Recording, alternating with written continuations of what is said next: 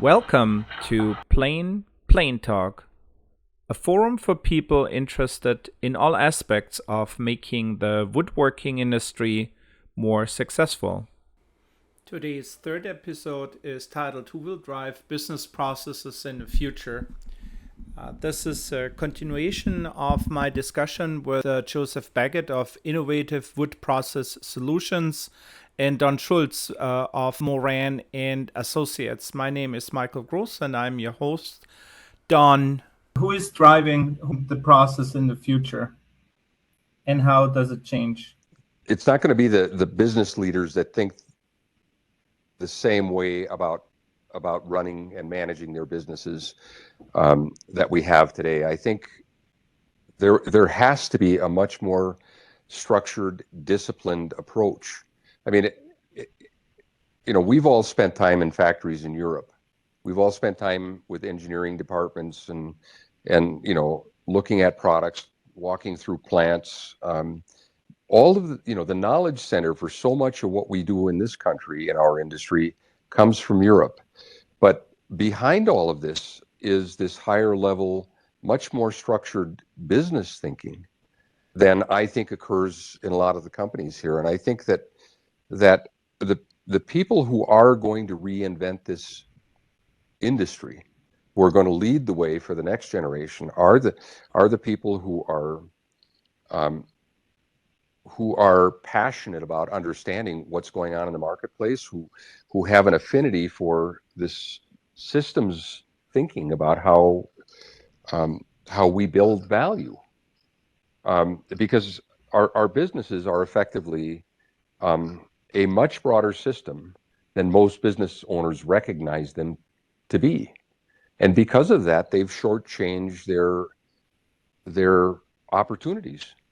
I think we take a very, very short view of this stuff, and I think the next generation of business leader is the one they're going to look at some of our business process and say, why are we doing this? There's got to be an easier way, and I think as we start to ask the questions, people are going to understand that a lot of the constraints on scaling a business today, or improving how we service customers, or the problems that we have with serviceability, are in fact the informational bottlenecks that we've been talking about for the last couple of calls. And I think that people who recognize that, they're the ones that are going to be the leaders and the winners. Joseph, is there a better way? Yeah, so it's a great question. And in our little presentation we've been making on process automation, that's actually one of the slides of who is it, right? And within an organization, we've seen that regardless, I'll talk about that in a second. Is it somebody with an architect's personality, right? Is the person who is constantly asking the questions of how does it all fit together and how do we make the most sense of it? Those individuals within an organization, that whether it is executive leadership or whether it's executive leadership that lets these people be who they are, right? Those are the people. Steve Jobs said, we don't hire smart people to tell them what to do. We hire smart people for them to tell us what to do.